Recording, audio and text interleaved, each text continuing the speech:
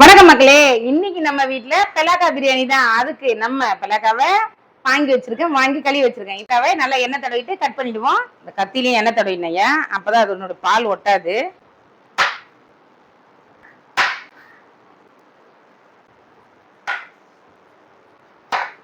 இதை பொடி பொடியா கட் பண்ணிட்டு காட்டுறேங்க.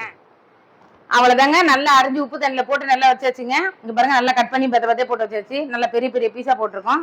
சூப்பரா இருக்கும். இல்லை இப்போ அதுக்கு ஒரு மசாலா ரெடி பண்ணிக்கலாங்க. பச்சை மிளகாய் போட்டுப்போம். நல்லா ஒரு ஸ்பூன் சோம்பு போட்டுப்போங்க. இதில் ஒரு 2 ஏலக்காய் போட்டுப்போம். 2 லவங்கம் போட்டுப்போம். ஜீரகம் 1/4 ஸ்பூன் போட்டிருக்கேன்.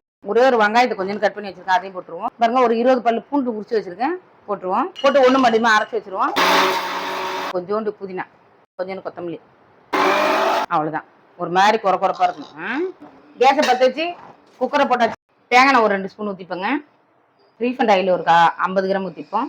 லவங்கம், ஏலக்காய், சோம்பு அதை போட்டுருவோங்க. ஒரு பிரிந்தியில கட் பண்ணி போட்டுப்போம். வெங்காயத்தை போட்டுருவோம். ஒரு 100 கிராம் வெங்காயம் கட் பண்ணி வச்சுருக்காங்க. 3 பச்சை மிளகாய் போட்டுருவோம். எல்லாம் அதையும் போட்டுருவோம். இதில் தக்காளியை போட்டுருவோங்க. கொஞ்சம் கொத்தமல்லி போட்டுப்போம். லைட்டாக தக்காளி மசிட்டோம். இஞ்சி பூண்டு ஒரு ஸ்பூன் போட்டுப்போம். 2 ஸ்பூன் காரம் மிளகாத்தூள் போட்டுப்போங்க. தயிர் ஒரு 50 கிராம் ஊற்றிப்போம். தேவையான அளவு உப்பு போட்டுப்போங்க. இந்த நேரத்தில் அரிஞ்சு வச்ச பலாக்காய் போட்டுப்போம். நல்லா பெருசாக போட்டாலே நல்லா வெந்துருங்க. லைட்டாக ஒரு வதங்குதுங்க. கொஞ்ச நேரம் பலாக்காய் வந்து கொஞ்சம் தண்ணி விடும், அதை விட்டுட்டேன், பார்த்துக்கலாம். இங்கே இருக்கிற கொத்தமல்லி புதினாவை மேலே போட்டுருவோங்க. குக்கரு 1க்கு 1.5 தண்ணி வச்சாலே போதும். 1.5 கப்பு அரிசி வச்சுருக்கேங்க, அதனால் 3 கப்பு தண்ணி ஊற்றுறேன். பாத்திரமா இருந்தால் 1க்கு 2 ஊற்றுவேன். குக்கராக இருந்தால் 1க்கு 1.5 தான் ஊற்றுவேன்.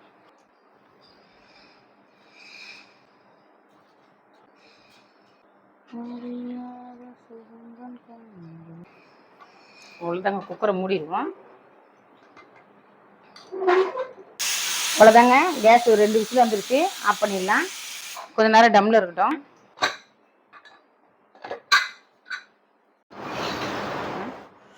சும்மா அப்படியே ஜம்முன்னு இருக்கு பாருங்க. குக்கரில் தான் வச்சேன். நம்ம குக்கரில் வச்சாலும் தண்ணி பதத்தோடு வச்சோம்னா கரெக்டாக இருக்கும் பாருங்க. அவ்வளோதாங்க. சும்மா அப்படியே மட்டன் பீஸ் மாதிரியே இருக்கும். அப்படியே சும்மா லட்டு மாதிரி இருக்கு பாருங்க. செம்மையாக இருக்கும். சாப்பிட்டு பார்த்தீங்கன்னா ஜம்முன்னு இருக்கும் பாரு. நேரம் மட்டன் துண்டு மாதிரியே விழும். தெரியுதுங்களா?